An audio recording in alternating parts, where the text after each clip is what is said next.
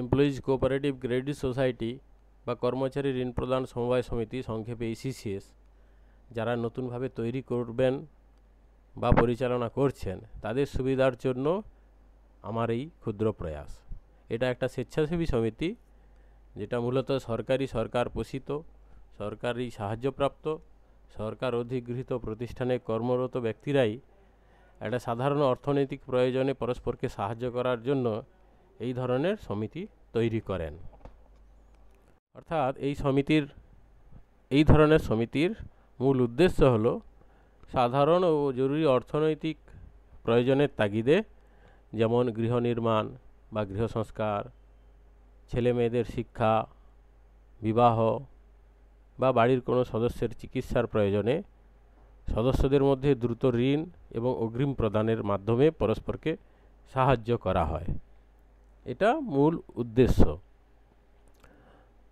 তো সাধারণ আর্থিক প্রতিষ্ঠান যেমন ব্যাংক বা পোস্ট অফিসের তুলনায় এমপ্লয়িজ কোঅপারেটিভ ক্রেডিট সোসাইটির অনেক দিক থেকেই সুবিধা রয়েছে, যেমন পরিচালনগত সরলতা বা নমনীয়তা, শিক্ষিত ব্যক্তির দ্বারা যেহেতু পরিচালিত হয় এই সোসাইটি, একে সুন্দরভাবে পরিচালনা করা যায়। সহজে ঋণ অনুমোদন এবং বিতরণ, সামান্য কয়েকটি সইয়ের মাধ্যমে খুব সহজেই এটা লোন স্যাংশন হয়ে যায়, যেহেতু নিজেরাই এই সমিতি পরিচালনা করেন। আর বেশিরভাগ ক্ষেত্রে দেখা যায় ব্যাংক বা পোস্ট অফিস বা অন্যান্য আর্থিক প্রতিষ্ঠানের তুলনায় খুব কম সুদে ঋণ পাওয়া যায় এবং যে সুদটা দিতে হয় সেটা সরল সুদেই ক্যালকুলেশন করা যায়। আর ডিপোজিট অর্থাৎ আমানতের উপর যে সুদ নির্ধারণ করা হয়, যেহেতু এটা নিজেরাই পরিচালনা করেন, সেক্ষেত্রে বেশি করে সুদ দেওয়া যায়। আর এই প্রতিষ্ঠানে যে আয় হয় সেটা আয়কর ধারা অনুযায়ী, এই টিপি ধারা অনুযায়ী আয়কর মুক্ত, অর্থাৎ এটা ইনকাম ট্যাক্সের আওতায় আসে না। এখন প্রশ্ন হচ্ছে যে যারা নতুন ECCS গঠন করতে চাইছেন তারা কিভাবে ECCS তৈরি করবেন বা কিভাবে পরিচালনা করবেন। আমি এখানে সংক্ষেপে কয়েকটি বিষয় উল্লেখ করছি, পরে পরে এগুলো নিয়ে বিস্তারিত ভিডিও বানাবো। প্রথম কাজ হলো, আপনারা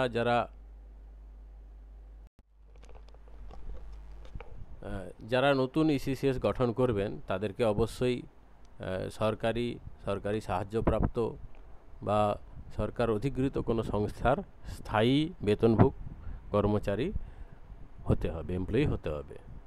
তো তারা প্রথমেই কয়েকজন মিলে উদ্যোগ নিয়ে একটি সাধারণ সভা ডাকবেন। সেই সাধারণ সভাতে কয়েকটি বিষয়, এই পাওয়ার পয়েন্টে যেগুলো দেওয়া হচ্ছে, এই বিষয়গুলির উপর বিশদভাবে আলোচনা করবেন, করে একটি বাইল নিজেরা তৈরি করে সেটাকে ওই রেজুলেশন খাতায় লিপিবদ্ধ করবেন। কি কি থাকবে? প্রথমত সমিতির নাম, আপনারা যে প্রতিষ্ঠানে কর্মরত সেই প্রতিষ্ঠানের নাম অনুযায়ী সমিতির নাম নির্ধারণ করবেন। ওই প্রতিষ্ঠান যেখানে অবস্থিত সেটাই তার সমিতির ঠিকানা হবে। যদি কোনো বৃহৎ প্রতিষ্ঠান হয়, যেমন ব্যাংকের মতো যদি প্রতিষ্ঠান হয়, তার অনেকগুলি শাখা আছে, তো যে কোনো একটি শাখাকে, প্রধানত মেন শাখা যেটা প্রধান শাখা, সেটাকে সমিতির ঠিকানা হিসাবে নির্ধারণ করতে পারেন। সদস্যভুক্তির পরিধি, অর্থাৎ কারা সদস্য হতে পারবেন। ওই প্রতিষ্ঠানে যতজন কর্মচারী স্থায়ীভাবে নিযুক্ত, তারা সবাই এই সমিতির সদস্য হতে পারবেন। তবে এক্ষেত্রে কিছু বাধ্যবাধকতা আছে। এ ক্যাটাগরির মেম্বার হয়, ডি ক্যাটাগরির মেম্বার হয়, এগুলো আমি পরে বিস্তারিত আলোচনা করব।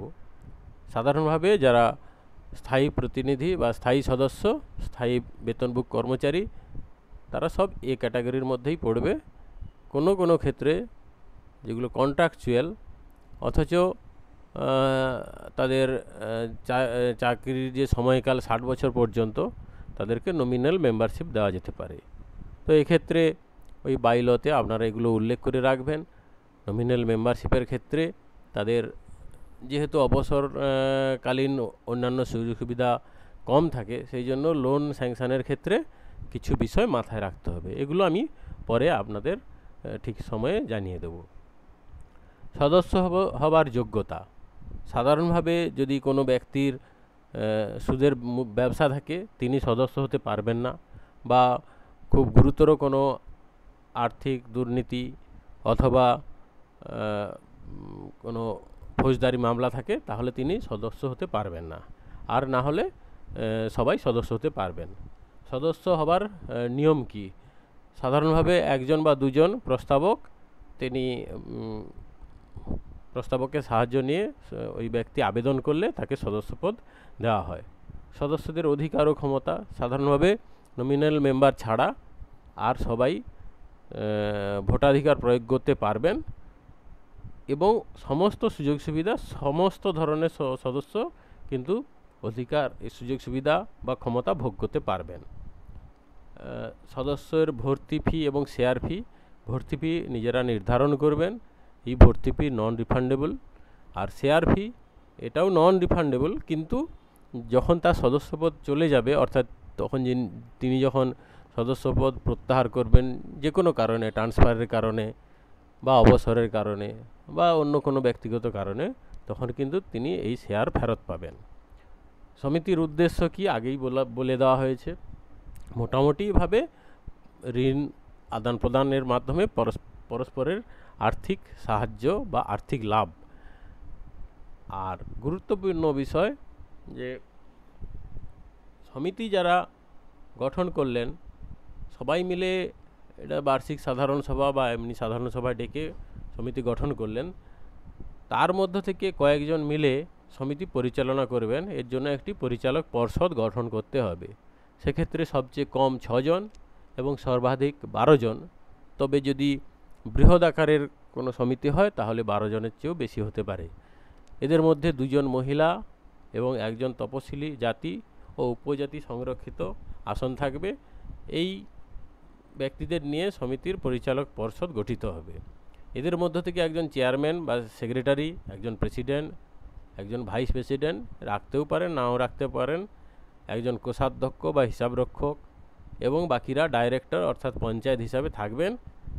এনারাই অফিস বেয়ারার হিসাবে বিভিন্ন জায়গায় যোগাযোগ করবেন। এ সম্পর্কে আপনারা যদি বিশদ জানতে চান, তাহলে West Bengal cooperative society act 2006 এবং 2011-র কিছু অ্যামেন্ডমেন্ট আছে, সেটা দেখে নিতে পারবেন। তবে এই যে রুলসটা বললাম 2006 বা 2011, তাতে সমস্ত ধরনের কোঅপারেটিভ সোসাইটি, যেমন কৃষি উন্নয়ন সমিতি বা হাউসিং যে সমবায় সমিতি আছে, তার নিয়মও বলা আছে। আপনারা যদি ইসিসিএস বা এমপ্লয়িজ কোঅপারেটিভ সোসাইটির নিয়মগুলো জানতে চান, তাহলে কোঅপারেটিভ ইউনিয়ন থেকে নির্দিষ্ট পুস্তিকা আছে, 40 টাকা করে দাম, সেটা পেয়ে যাবেন। এবং তার ওই যে বাইলোর বই, তার মধ্যেই সব কিছু কিন্তু আছে। তো সেখান থেকে আপনারা বিশদভাবে জানতে পারবেন। প্রথম এই মিটিংয়ের পর রেজুলিউশন খাতায় সব কিছু লিপিবদ্ধ হওয়ার পরে আপনারা সমিতির রেজিস্ট্রেশন করাবেন। রেজিস্ট্রেশন করানোর জন্য আপনাদের যেতে হবে এআরসিএস অফিস। এটা প্রত্যেক জেলাতে আছে। এআরসিএস অফিসারের সঙ্গে যোগাযোগ করে আপনাদের সমিতির রেজিস্ট্রেশন করাবেন এবং বাইল অ্যামেন্ডমেন্ট করাবেন। এটা সমিতির নিরাপত্তার কারণে এবং আইনি বৈধতা বা আইনি স্বীকৃতির জন্য খুবই দরকারি। এরপর সমিতি তৈরি হওয়ার পর আপনারা কি করবেন? এরপর যেটা সমিতির মেন জায়গা, যে তহবিল গঠন করতে হবে। তো এই ফান্ড গঠন বা তহবিল গঠনের জন্য আপনাদের হাতে প্রধানত দুটো অপশান আছে, একটা নিজস্ব তহবিল আর বাইরের তহবিল। বাইরের তহবিলটা আগে বলে দিই। বাইরের তহবিল বলতে কোনো ফিনান্সিং ব্যাংকের সাথে আপনাদের যুক্ত হতে হবে। যাদের যে এলাকায় এই সমিতির রেজিস্ট্রেশন হবে, সেই এলাকার মধ্যেই ফিনান্সিং ব্যাংক পাবেন। সাধারণভাবে কোঅপারেটিভ ব্যাংকই আপনাদের অর্থনৈতিকভাবে সাহায্য করবে। আপনারা চাইলে যুক্ত হতে পারেন, না চাইলে দরকার নেই। তবে ব্যাংকের সাথে যুক্ত হলে সুবিধা কি না, আপনাদের যে লোনের যদি প্রয়োজন বেশি হয় তখন নিজস্ব তহবিলে সাপ্লাই বেশি না থাকলে তখন ব্যাংক থেকে আপনি কিন্তু সহজে তুলনামূলকভাবে কম সুদে লোন পাবেন। আর এক্ষেত্রে যে সুদের হার বা হিসাব সেটা কিন্তু অনেকটাই সহজ। আর খাতাপত্র বা কাগজের যে অন্যান্য ঝক্কি ঝামেলা সেগুলো সদস্যদের পোহাতে হয় না, সেটা যারা সমিতি পরিচালনা করছেন তাদের 2-3 জনকে একটু টাইম দিতে হয়, দিলেই সহজেই লোন পাওয়া যায়। আর নিজস্ব তহবিলের কথায় যদি ধরি, তো নিজস্ব তহবিল গঠন করার জন্য আপনাদের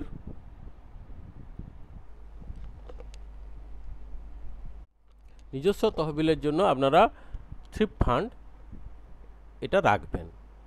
এটা ম্যান্ডেটরি, যে কোনো সমিতির জন্য এটা ম্যান্ডেটরি। এবং বলা হয়, যেটা বাইলতে আছে, যে প্রত্যেক সদস্যকে প্রতি মাসে সমান পরিমাণ অর্থ জমা দিতে হবে। তবে কোনো কোনো ক্ষেত্রে এটা দেখা গেছে বাস্তবে পরিচালনা করতে গিয়ে এই যে সমান করে জমা দিতে হবে সেটা কিন্তু হয়ে ওঠে না। কারণ ধরুন একটা অফিসে বিভিন্ন শ্রেণীর কর্মচারী আছেন, যারা এমপ্লয়ি আছেন, কারো বেতন বেশি কারো কম, তো সবাইকার ক্ষেত্রে সমান দেওয়া সম্ভব হয় না। সেই জন্য কী করবেন, একটা স্ল্যাবকে সমান রেখে বাকি যেটা অতিরিক্ত সেটা ফান্ড বৃদ্ধির জন্য সেটাকে আপনার রেকারিং ডিপোজিট বা ফিক্সড ডিপোজিটে জমা করতে পারেন। সেক্ষেত্রে নিয়মটাও বৈধ রইল এবং ফান্ডও বেশি করে জমা হলো। এটা অপশনাল। এবং প্রতি ক্ষেত্রে এই জমা টাকার উপর সুদের হার কত হবে সেটা আপনারা বার্ষিক সাধারণ সভায় বা বিশেষ সাধারণ সভায় সবাইকে ডেকে একটা মিটিংয়ে রেজলিউশন করে স্থির করবেন। তবে যদি ব্যাংকের সাথে লিঙ্ক থাকে তাহলে কিন্তু আপনাদের ব্যাংকের রেট অফ ইন্টারেস্টের উপর নির্ভর করেই কিন্তু এই ধরনের ফান্ডগুলো সুদ নির্ধারণ করবেন, নাহলে কিন্তু হিসাবের একটু অসুবিধা হতে পারে। এরপর আসছি যে আর্থিক ঝুঁকি বা আইনি বৈধতা কি আছে। একটা সমিতি যদি ঠিকঠাকভাবে পরিচালনা করা হয় নিয়ম মেনে, তাহলে আর্থিক ঝুঁকি বা আইনি দিক থেকে দেখতে গেলে অন্যান্য প্রতিষ্ঠানের তুলনায় ইসিসিএসের কিন্তু নিরাপত্তা অনেক বেশি। এখানে আইনি বৈধতার জন্য কয়েকটি বিষয় আপনাকে মাথায় রাখতে হবে। যেমন রেজিস্ট্রেশনটা করাতেই হবে এআরসিএস দপ্তর থেকে। 2 নম্বর হচ্ছে ইলেকশান করাতে হবে। এই যে পরিচালক পর্ষদ গঠন হলো, সেটা তো আপনারা প্রথমে যখন সমিতি তৈরি করবেন তখন নিজেরা ঠিক করলেন, কিন্তু এটা আইনিভাবে স্বীকৃত তখনও হয়নি। সেই জন্য সমবায় দপ্তর থেকে ওখানে একটু যোগাযোগ করবেন, ওনারা বলে দেবেন কিভাবে কি করতে হবে। প্রতি 5 বছর ছাড়া কিন্তু সমবায় দপ্তর থেকে নির্বাচন করাতে হবে, ভ্যালিড বোর্ড দরকার, যাতে পরবর্তীকালে কোনো আইনি সমস্যা হলে ওই বোর্ড যেহেতু আইনি মোতাবেক তৈরি হয়ে গেছে সেই জন্য তারা কিন্তু সাপোর্ট দিতে পারবেন। আর বাইল অ্যামেন্ডমেন্ট করাবেন, যে নিয়মগুলো বললাম। এছাড়াও আরও বেশ কিছু নিয়ম আছে, ওই বাইলর যে বই আছে ওখান থেকেই সব পেয়ে যাবেন। ওগুলো অ্যামেন্ডমেন্ট করাতে হবে। যদি নতুন হয় 4 কপি বাইল, এরকম একই জিনিস 4টা কপি করে অ্যামেন্ডমেন্ট করে বিভিন্ন দপ্তরে পাঠিয়ে দিতে হবে। আপনাদের সমিতির অফিসে একটা থাকবে, এআরসিএস দপ্তরে থাকবে, অডিট অফিসে থাকবে, আর একটা সম্ভবত সেন্ট্রাল যে সমবায় দপ্তর আছে রাজ্যের, সেখানে চলে যাবে। আর প্রতি বছর প্রত্যেকটা আর্থিক বছরের যা যা হলো জমা খরচ হিসাবপত্র সব কিন্তু অডিট করাতে হবে। ওই এপ্রিল মাসের পর থেকে আপনারা সেপ্টেম্বর মাসের মধ্যে অডিট করে নেবেন। যদি খুব অসুবিধা হয় একটু দেরিও হতে পারে, কিন্তু অডিটটা আপনাদের করাতেই হবে। এরকম যদি নিয়মগুলো মেনে চলেন, আর যখন লোন দেবেন বা জমা দিচ্ছে যে সদস্য, সেই সংক্রান্ত যে কাগজপত্রগুলো সেগুলো যদি ঠিকঠাক করে মেনটেন করেন তাহলে খুব একটা সমস্যা হবে না। তো এক্ষেত্রে কয়েকটি বিষয় আমি এখানে বলতে চাই। কি কি খাতা করবেন। যারা নতুন সমবায় সমিতি গঠন করবেন তাদের কয়েকটি খাতা করতে হবে। যেমন প্রথম কাজ হচ্ছে একটি মিটিং রেজুলেশন খাতা, 2 নম্বর হচ্ছে মেম্বারশিপ রেজিস্ট্রেশন, যারা মেম্বার হবেন তাদের জন্য একটা রেজিস্ট্রেশন খাতা, এগুলো কিনতে পাওয়া যায় প্রিন্টেড ফর্মে, সেখান থেকে একটা নেবেন। একটা জেনারেল লেজার খাতা নেবেন, একটা ক্যাশ বুক নেবেন, ডবল এন্ট্রি বা ট্রিপল এন্ট্রি ক্যাশ বুক, আর ফিক্সড ডিপোজিট বা রেকারিং ডিপোজিট যদি হয় সেক্ষেত্রে আলাদা একটা খাতা নেবেন।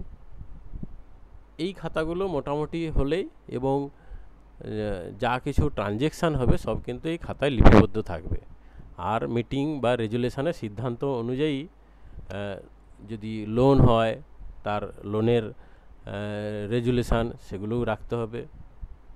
কেউ লোন নিতে চাইলে তাকে 2টা বা 3টা ফর্ম আছে, কোঅপারেটিভ অ্যাক্ট 59 যে ধারা আছে সেই ধারার একটা ডিক্লারেশান আছে, সেইটা অবশ্যই সই করাবেন, এটাই মেন।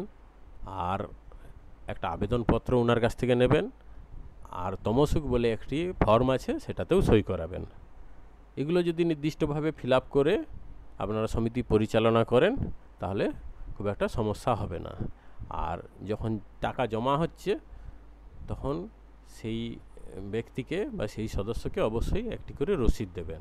রসিদের একটা কার্বন কপি থাকবে, সেটা আপনার সোসাইটির অফিসে থাকবে, অডিটের সময় এটা লাগবে, আর অরিজিনাল কপিটা ক্যান্ডিডেটকে দিয়ে দেবেন। আর যা কিছু খরচা হবে তার কিন্তু ভাউচার গুছিয়ে রাখবেন, এগুলো অডিটের সময় লাগবে। এইভাবে যদি আপনারা পরিচালনা করতে পারেন তাহলে ইসিসিএস চালানো খুবই সোজা। দেখা গেছে যে একটা মাসের 2 থেকে 3 দিন যদি সময় দেন, নিজের যে অফিসিয়াল কাজকর্ম আছে সেগুলো পরিচালনা করেও আপনি সুন্দরভাবে সমবায় সমিতি পরিচালনা করতে পারবেন। তবে যেসব ক্ষেত্রে খুব বড় সমবায় সমিতি, অনেক মেম্বার আছে, তাদের ক্ষেত্রে একটু বেশি সময় দিতে হবে, না হলে 3-4 দিন সময় দিলেই মাসে, আর এই বছরের শেষে একটু সময় লেগে যায় হিসাবপত্র অডিট সংক্রান্ত কাজকর্মের জন্য, তাহলে কিন্তু আপনাদের সমবায় সমিতি পরিচালনা করতে খুব একটা অসুবিধা হবে না। আরেকটা কথা বলি, যেসব মেম্বার নতুন লোন নেবেন সর্বোচ্চ কত টাকা লোন তাকে স্যাংশন করা হবে সেগুলোও কিন্তু মিটিং রেজুলেশানে বা বাইল যেখানে অ্যামেন্ডমেন্ট করবেন সেখানে উল্লেখ করে রাখবেন।